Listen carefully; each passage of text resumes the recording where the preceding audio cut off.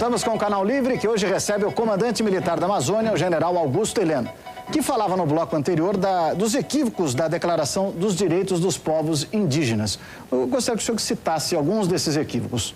Olha, eu selecionei dois trechos aqui, o documento é extenso, né? Dois trechos aqui que são objeto de preocupação para nós militares. Primeiro deles, os povos indígenas têm direito à livre determinação.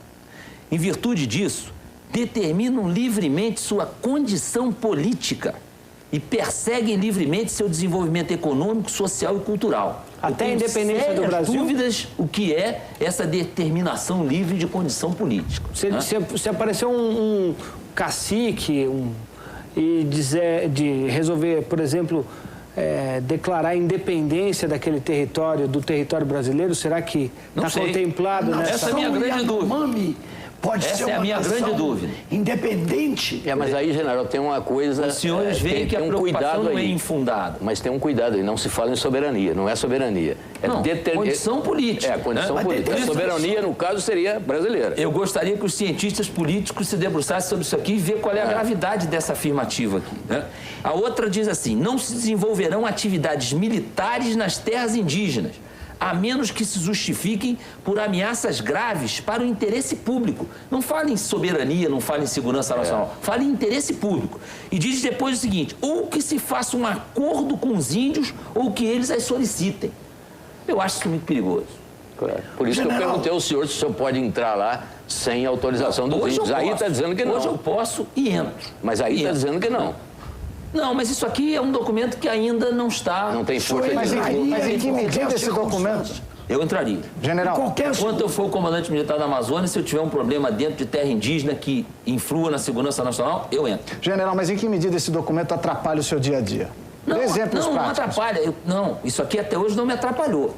Agora, eu acho que como cidadão brasileiro, nem é como general, como cidadão brasileiro, os termos desse documento... General, deixa eu te fazer uma pergunta. Os estrangeiros estão sempre de olho ali na Amazônia com boas intenções, más intenções e péssimas intenções. E algumas intenções clandestinas, sabemos disso. Se por acaso um grupo estrangeiro for entrar em território indígena, estou falando só do território indígena, e for bem recebido por eles, pelos índios e tal, o Exército tem condição de avaliar as intenções desse grupo ali? Quer dizer, se houver uma política índios e estrangeiros, com intenções que os estrangeiros certamente vão levar para lá, o Exército faz alguma coisa, pode fazer, tem plenas condições de pelo menos se informar a respeito? Ou isso acontece... Eles já fazem isso, general? Ou isso já acontece por lá e ninguém sabe? Não, desde que cheguem a nós informações de que essas ações estão comprometendo de alguma maneira a segurança nacional ou podem ter reflexos na soberania nacional, aí nós podemos atuar. Levantar esse tipo de informação fica difícil para nós. Aí já tem outros órgãos que são responsáveis por esse tipo de levantamento. General, nós acompanhamos recentemente um grande império, os Estados Unidos, invadirem o Iraque por conta de suposições de relação do líder, né, com Al-Qaeda, com grupos terroristas, etc. E aí verificou-se que essa vinculação não existia e tudo caminha para demonstrar que aquela guerra... Era um pretexto. Era um pretexto em torno do petróleo. O senhor e as Forças Armadas, de uma forma geral, vislumbram a possibilidade de que a Amazônia, com todas as suas riquezas naturais, patentes que estão ali para serem descobertas, etc., possam vir a ser, no futuro, objeto de uma disputa internacional? Claro, isso aí tem sido registrado em documentos sobre teorias militares, né? E uma delas é o intervencionismo, amparado em algumas condicionantes, seja pelo tráfico de droga, seja por ações terroristas, seja pela necessidade de obtenção de recursos naturais, seja por ameaças ao ambiente no mundo, né? Tudo isso aí pode ser objeto de justificativa de uma intervenção na Amazônia. Eu não sou catastrófico em relação a isso, né? Mas lógico que isso aí requer a nossa atenção. Faz parte da nossa atenção. General, há uma teoria nova que está surgindo no direito mundial o chamado direito de ingerência, em que uma nação poderia se justificar plenamente para entrar num outro território. Eu lhe pergunto, por exemplo, se a nação Yanomami, que tem as suas terras na fronteira do Brasil com outro país, ela amanhã convidar uma potência estrangeira para entrar no território, seria possível, seria admissível?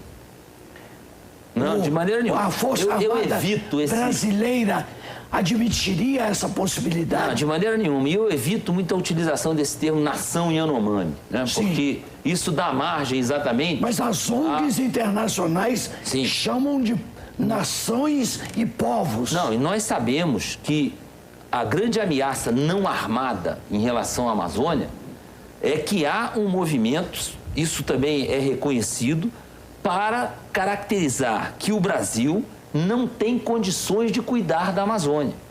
Isso há uma orquestração a nível mundial. Capitaneada por quem? É difícil dizer quem capitaneia, isso são muitos interesses que estão em jogo, né? Porque a Amazônia, indubitavelmente, tem um potencial que nem nós conhecemos. Nós sabemos que é um potencial inesgotável. Existe um mapa dessas ONGs que teriam interesse, estariam, de alguma maneira, sendo instrumentos dessa orquestração? Existem levantamentos, né? Fica muito difícil atribuir só às ONGs esse tipo de atuação, né? Logicamente, algumas dessas organizações não governamentais são sadias, fazem trabalhos meritórios. Muitas delas são, o que já se disse, né, são ONGs picaretas. Né, tem de tudo lá. Tem de tudo, né? Tem de tudo. E por trás de algumas dessas ONGs mal intencionadas, há presenças de estados estrangeiros. Isso é sabido, de empresas estrangeiras. Né? Isso se sabe. O senhor pode citar alguma ONG caracterizada? Não, eu evito fazer isso porque, para fazer esse tipo de citação, eu teria que comprovar. Né? Mas, general, o senhor dizia há pouco que constrói-se um argumento internacional que acaba fundamentando a hipótese de alguma intervenção mais clara. Sim, isso para mim é claro. Isso é claro. Isso é claro. Pois eu acho que há uma orquestração mundial e há várias declarações de autoridades mundiais registradas comentando que a Amazônia não pode ficar na mão dos brasileiros porque eles não sabem cuidar da Amazônia. O Brasil tem que abrir mão de uma parte da sua soberania na Amazônia porque o mundo precisa... E as Forças Armadas, pelo que o senhor está dizendo, têm clara consciência disso. Há alguma política em gestação para dar uma resposta a isso? Não, nós não nos sentimos ameaçados até agora, que nós realmente temos condições de atuar na Amazônia, mais do que qualquer outro país do mundo, pelo que nós conhecemos da região. O senhor está dizendo atuar militarmente? Atuar militarmente, né? Agora, o que eu tenho insistido é que nós não podemos adiar mais a presença do Estado brasileiro na Amazônia.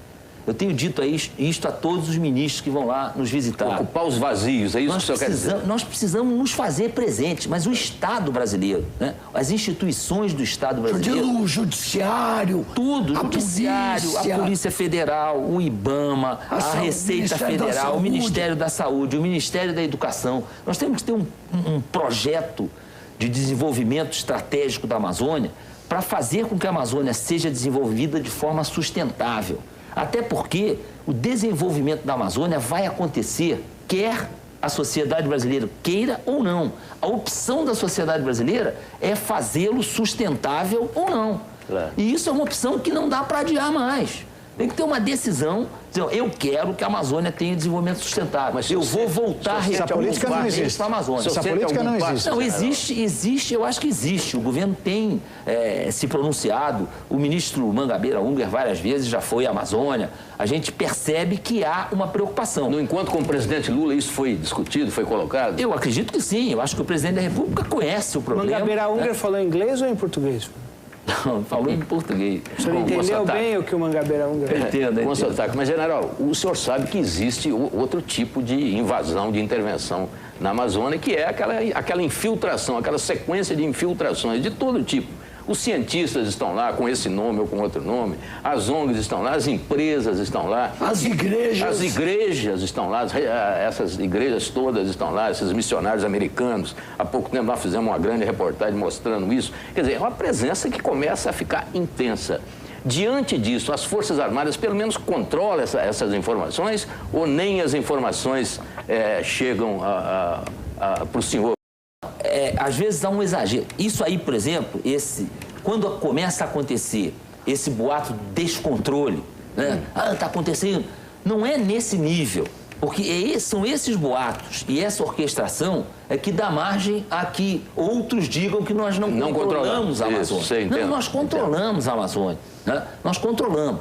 Mas, sabidamente, o potencial da Amazônia, o que ela pode oferecer para o Brasil, para o futuro, é que não pode ser esquecido. E isso aí é motivo de cobiça. General, então nós temos que usar os recursos da Amazônia de forma sustentável em proveito do povo brasileiro e não deixar que esses recursos, ainda que a gente mantenha a Amazônia brasileira, que isso, todo esse potencial de riqueza da Amazônia acabe sendo usado em benefício de outros, General, que não seja a sociedade brasileira. Nós falamos muito até agora do problema da Amazônia, assim, na fronteira e os problemas com gente de fora. Fala um pouquinho com os problemas com os próprios brasileiros. A chamada Amazônia Ocidental, né? Essa fronteira aí com o Pará, invasões de terra, madeireiro... Amazônia Oriental. Perdão, Oriental. Sim. Os movimentos sociais... fazer um pouco aqui a nossa autocrítica em relação ao que está acontecendo dentro de casa. Como o senhor avaliaria os problemas entre os próprios brasileiros versus esses problemas que eventualmente possam surgir na área de fronteira? Mais graves ou menos graves? Eu acho que a Amazônia Oriental, ela é um motivo de grande preocupação para nós, porque esses movimentos sociais, eles muitas vezes agem de forma ilegal, né, com violência, e recentemente tem havido um incremento da utilização de mulheres e crianças nessas ações ilegais. Isso preocupa muito, porque, logicamente, quando se esgotarem os meios de segurança pública, que são previstos no artigo 144, e houver determinação do presidente da República, que é quem pode fazer isso, né? Quando se esgotarem os meios dos governos estaduais, que haja intervenção das Forças Armadas, nós vamos ter um problema sério para resolver. Espero que nós não cheguemos a ter esse tipo de problema, né? Porque todos esses movimentos sociais, eles têm alguma razão nas suas reivindicações, né? Eles estão se intensificando, general? Eles estão se intensificando? Não tem nenhuma dúvida. Não tem nenhuma dúvida. O senhor está se referindo ao MST, por exemplo? A todos eles. Né? Tem movimento de atingido de barragem, tem movimentos de garimpeiros e essa Liga Camponesa Pobre? Houve uma reportagem sobre a Liga Camponesa Pobre. Ela é muito mais um movimento desse nível de movimento social, onde há um nível de violência acima do que deve existir. Eles operam, de fato, encapuçados? Não, aquilo foi uma fotografia que foi feita. Não é alguém real. Cobriu o rosto para não ser identificado, mas não há nenhum sintoma de que aquilo tenha estrutura de guerrilha ou que possa se transformar num movimento guerrilheiro. Há ações de bandidos, né, de bandoleiros, há ações armadas ilegais. É um problema muito mais de segurança pública, ação policial, né? E nós, inclusive, temos bastante conhecimento do que acontece naquela área ali. General, quando o senhor fala é um problema de segurança pública, e aí é problema policial, vem logo aquela outra questão. O Exército, quando que vai, de fato, entrar na luta pela segurança pública, porque essa pressão é grande no Brasil, né? Não tem Nós dúvida. sabemos disso. Eu conheço, inclusive, oficiais da reserva que eram contra, por razões até técnicas, de princípio, e já mudaram de opinião. Não dá mais, a pressão é tão grande que não dá. O Exército é treinado para a guerra, mas nós temos uma guerra urbana nesse país. Como é que o senhor vê isso? O senhor acha que nós estamos caminhando para isso? Não. Olha, aquele bom soldado, o melhor soldado do mundo na selva, pode ser um bom policial, o melhor policial num bairro perigoso? Não, são duas, são Diferentes. São diferentes, né? O exército que nós preparamos na Amazônia teria que sofrer uma adaptação para trabalhar numa área urbana. Mas, na verdade, o ministro da Defesa tem sido bastante veemente quando fala em amparo legal para a utilização das Forças Armadas, o que nós chamamos de garantia da lei e da ordem. Está previsto como missão constitucional a utilização das Forças Armadas na garantia da lei e da ordem. Só que, por outro lado, nós não temos amparo legal, nós não temos poder de polícia para atuar na garantia da lei e da ordem. Isso nos traz problemas sérios na prática, porque qualquer atuação dessa coloca em risco os nossos oficiais quando atuam, porque no momento em que eles tomam atitudes policiais, até para revistar um veículo, ele não está amparado legalmente. E se acontecer algum incidente, ele é processado e vai sentar no tribunal e nós não podemos defendê-lo convenientemente porque ele não tem amparo legal. Mas as Forças Armadas pleiteiam um dispositivo legal que permita... Lógico, claro que pleiteamos, porque nós temos a doutrina nossa de emprego na garantia da lei e da ordem, está perfeitamente definida. Prevê o esgotamento dos meios da segurança pública, previsto no 144, a manifestação do governo do Estado, aí a partir daí o presidente da República determina como é que as Forças Armadas vão ser empregadas, determina uma zona de atuação, nós assumimos o controle operacional dos órgãos de segurança pública que estão intervindo naquela área e temos condições de atuar. General, o que nos falta é esse amparo legal. Mas olha, isso está falando de uma outra coisa também. Quer dizer, se o senhor defende uma mudança de legislação que dê ao Exército, às Forças Armadas, condições para esse tipo de atuação, o senhor certamente defende também uma mudança de treinamento. Porque o soldado do Exército é treinado para a guerra e não para a ação policial. Não, mas o nosso treinamento feito para operações convencionais, comprovadamente, e nós comprovamos isso no Haiti, ele é adequado para esse tipo de operação. Então nos falta realmente amparo legal. Então esse argumento de que o Exército não é treinado para ação policial, ele não pode entrar no morro do Rio de Janeiro porque vai fazer um estrago e tal, isso não se sustenta. Não, isso aí eu acho que nós não podemos nos expor desnecessariamente. Né? No momento em que houver um esgotamento flagrante dos meios de segurança pública, nós não nos furtaremos a atuar. A experiência do Haiti revelou que o Exército realmente pode agir dessa forma? Nós aprendemos muito no Haiti. Aprendemos muito. O senhor vai falar mais do Haiti no próximo bloco. Tá bom. Canal Livre faz novo intervalo. A gente volta daqui a pouco com o comandante militar da Amazônia, o general Augusto Heleno.